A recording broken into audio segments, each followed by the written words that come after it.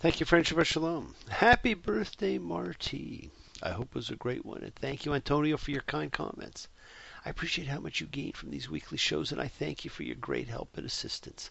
I couldn't do these without hearing from you and all our other friends with your questions and comments and requests. Who could forget this great line from Visions of Johanna? Ain't it just like the night to play tricks when you're trying to be so quiet? We will talk about quiet tonight, quiet in mind, quiet in speech, and the conclusions we draw. Friends, this is often another of the double parshas, and when read in conjunction with next week's parsha, Masai, it becomes the second longest parsha in the Torah. It marks the end of the book of Numbers, and an incredible end it is, but this year we will look at it on its own, the second last parsha, Matot, tribes. It's 40 years after the Exodus, and the children of Israel are about 2 million people. They have a significant amount of wealth and army, and are about to cross the River Jordan. It's pretty amazing considering the timelines of history. And friends, I'm encouraging you to take everything with a grain of salt. We have already seen that interpretations become fact when they shouldn't. And we'll see a lot of that in this parsha.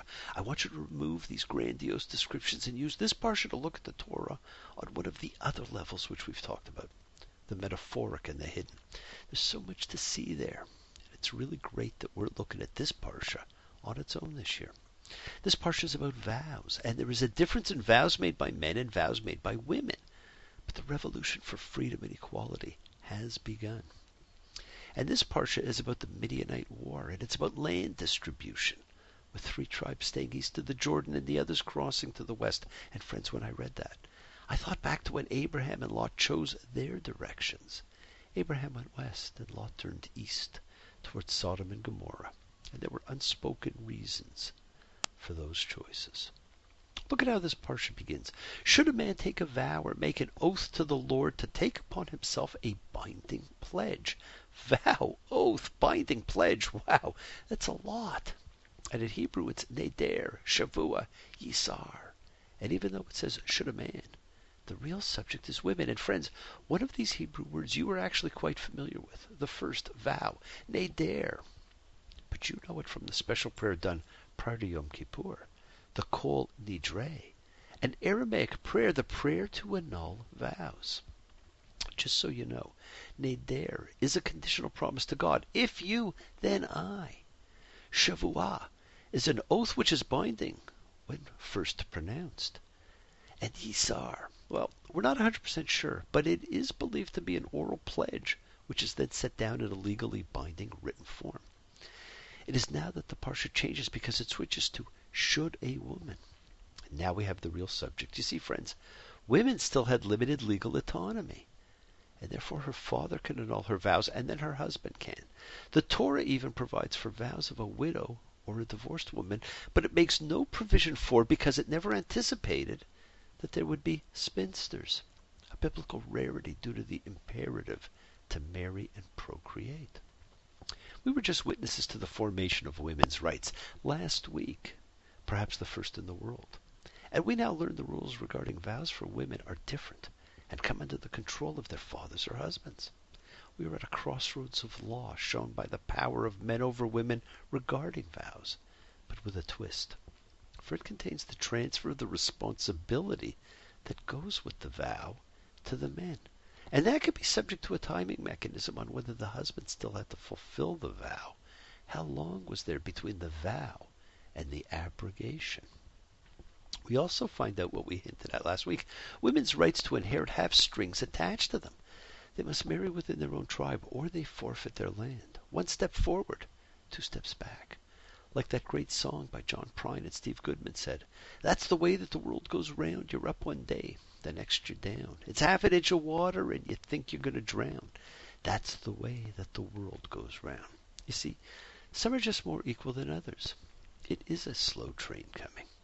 And we've talked about the fact that thoughts are things, and therefore words have strong power. They set in motion forces that we often don't anticipate. Friends, this parsha emphasizes it. Whatever issues forth from her lips. The biblical world understood that words were an entity. They were palpable things. We have forgotten, or else people would watch what they say. We throw off words as just words. Even the vows we make in that most sacred of ceremonies, a wedding, be it, I do, or Hareat Mekudeshet li, behold, thou art consecrated unto me. These are not to be taken lightly. And the biblical generation understood this. The rules on vows and how they could transfer the mail is quite interesting. And I suggest you all read it at some point, and perhaps we'll come back and look at that mechanism.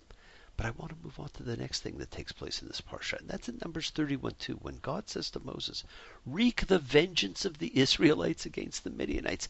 Afterward, you shall be gathered to your kin." There are two very interesting things here. Moses is told that after this battle he will die. And we are told that Moses sent out the army led by Pinchas, the priest. There is no mention anywhere of Joshua, the successor. And they killed every Midianite male, and they killed Balaam the seer, who a few weeks earlier had blessed, not cursed Israel. And Moses was upset because they let the women live, and he orders the troops to go now and kill all the male children and all the women who had had sex. This reminds us of the Egyptian orders to kill all male children, which we saw as barbaric. But here Moses orders the same thing, but we don't see it the same way. I don't know. But seeing Moses order this kind of killing just makes things seem upside down. And friends, this was not God's command, but Moses's. And this has been very confusing to the sages over the years. Moses' own wife was Midianite, and for him to order this kind of approach has been more than puzzling. And so we interpret. And here another example of how our interpretations take on the role of fact, take shape. Our sages suggested that Moses was impelled to demonstrate his unswerving dedication to Israel by ordering such mass destruction. And even though he was married to a Midianite, he chose this action so as not to show favoritism. And we can't reconcile the fact that Jethro, Moses' father-in-law, a virtual monotheist, is now part of a nation whose women enticed the Israelites to pagan excess.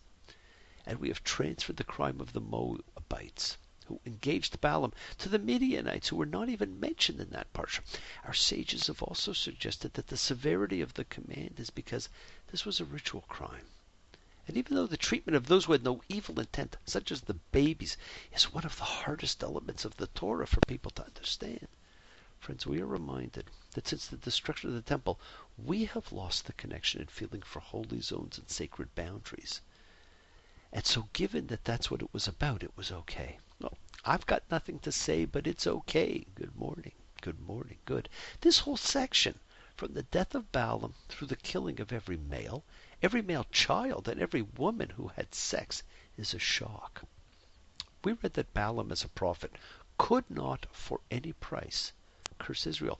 But we are told by our sages that he hated Israel and would do anything for a buck. And friends, that is what most people believe to be true. Ambiguity prods us to imagine possibilities and jump to conclusions. We interpret, and over time those interpretations take on the force of fact. For example, I was listening to a commentary not that long ago, and the speaker talked about how Moses softened Pharaoh's heart so that Pharaoh would let the people go. But friends, the Torah tells us over and over again how God kept hardening Pharaoh's heart so the world could see his power. We ignore what's written to allow us to interpret and to believe the opposite of what we saw. With Balaam it was the same. With Esau it was the same. We are told he was wicked, hateful, and jealous. But all that's written actually says the opposite. And the scared, scheming, feeble one was actually Jacob. We can't go up to history and ask, why do you lie? It wasn't intentional. Much of what we conjecture comes from our own circumstances. We have to understand we interpret and need to emphasize that we guess. And we have to be prepared to change our interpretations. There are still many secrets in the Torah which have been interpreted. And friends, one of our jobs is to question interpretation and to offer new ones. As Michael Frank sang, your secret's safe with me, searching for someone who's got no lies to conceal. Your secret's safe with me, waiting for someone whose eyes will tell you it's real. Many of the biblical silence lead to these speculations. Friends, we have just encountered probably the second most powerful silence in the Torah. How much do you hear about it? How much do you read about it? How much do you think about it? You know, it is a silence. There is no comment whatsoever. It's silent about Moses' thoughts or feelings when told to kill the Midianites. Hello, darkness, my old friend. I've come to talk with you again, because a vision softly creeping left its seeds while I was sleeping, and the vision that was planted in my brain still remains within the sound of silence. There are at least three great silences in the Torah, and two of them belong to Moses. The first great silence is when we are told nothing about what's in Abraham's heart in the story of the near sacrifice of Isaac, the Akedah. But we do know it changed their relationship forever. The second most powerful is the one we just read about regarding the genocide of Moses' wife's people. And the third was earlier in the Moses story, when we are told nothing of how he felt with the reunion of his family. The Torah, my friends, has a way to leave great things unspoken and leave us to ponder them. Fool, said I, you do not know. Silence like a cancer grows. Hear my words that I might teach you. Take my arms that I might reach you. But my words like silent raindrops fell and echoed in the wells of silence. In many ways, friends, this was another of the stories containing opportunity cost. Almost all decisions we make, almost all projections, almost all interpretations contain them. And the Torah is filled with them. At 74, Abraham left home with nothing. He could have stayed and continued in his father's idol business. And he had to weigh what he was giving up for what he might find. And he had to face similar choices when going to Egypt and when going to Pharaoh's court. Jacob told for his uncle Laban to marry Rachel and wound up with Leah. He had a choice also. And he chose to work another 7 years to wed Rachel. Pardon me. He could have taken Leah and moved on. He then had to make choices about who he would send to Egypt to procure food, and how he treated his sons affected their relationships forever. Moses could have stayed a shepherd in Midian and not gone to Egypt. All of these had opportunity costs associated with them, and they are not just economic costs. Some have opportunity costs measured purely in relationships, those healed and those indelibly lost. Jacob's fear of Esau had him turn away from a brother who truly loved him and sacrifice a relationship. The choices we make, whether in interpreting or acting, determine our reality. A good friend of mine, a scholar in his own right, once pointed out the costs that our biblical ancestors weighed and took. And he reminded me of some of the same choices we make in our own lives. He told me that he once had life-threatening surgery. That when he finally recovered, he went to see an estranged family member to reconnect and move forward with a relationship, only to be told the other person wasn't interested. They've hardly spoken since, but I'm sure it's left a permanent gap in his heart. Inside the museum's infinity goes up on trial. Voices echo, this is what salvation must be like after a while. How much of these decisions, and the decisions we continue to make, actually came from envy or fear? The unspoken parts of the Torah feed so much. Another of our great loyal friends and followers, a fantastic pal, sent me an amazing article from a university where a professor designed a study to see how people respond to people who excel them in invention, creativity, and wealth, and whether people envy them and see them as diminishing them, or whether they admire their achievements and try to emulate them. What's fascinating is he's a Gentile, and he called this the Israel test. And I'd like to take a couple of minutes and read it to you.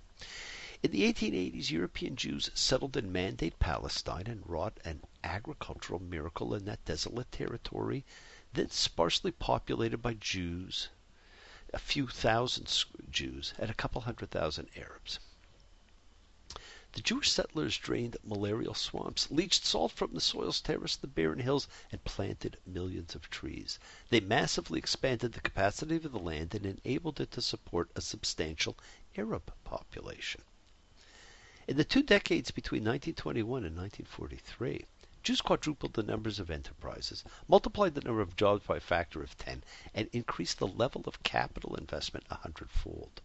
Far from displacing Arabs, they provided the capital for a major expansion of Arab farms and enabled a 7-fold rise in Arab population by 1948 to a level of 1.35 million, the largest in the long history of Palestine. In other words, the Arabs came to what would soon be the state of Israel because of the Jews. By comparison, Transjordan, now known as Jordan, with the same geological endowment and 4 times the land but no Jews, was able to sustain a population density only 1/10 of the population density of Palestine. Crucial to Israel's accomplishments were world-leading technological advances in the recovery of water through desalination, drip irrigation, and sewage recycling. Over the past 50 years, Israel has increased its population tenfold, its agricultural production 16-fold, and its industrial production 50-fold, while actually reducing net water consumption by 10% since 1948. This huge expansion of effective water resources enabled the land to support not only more Jews but also millions more Arabs.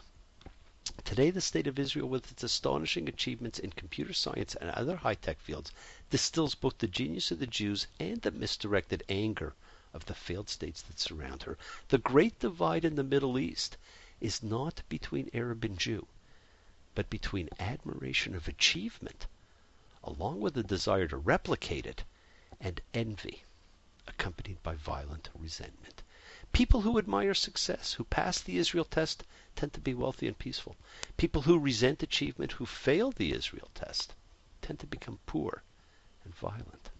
So again, how do you respond to people who excel you in invention, creativity, and wealth? Do you envy them? Do you feel their success somehow diminishes you? Or do you admire what they've achieved and try to emulate it? The Israel test is the central divide in the world today. How you answer it as an individual, and ultimately how we answer it as a nation, is a test of our own will to triumph over enemies who hate us, as they hate Israel, for what is best within us. Friends, do you admire achievement, or do you resent it? Do you pass the Israel test? Thank you for joining me. I look forward to seeing you next week. Shabbat Shalom. Be well. Blessings to you all.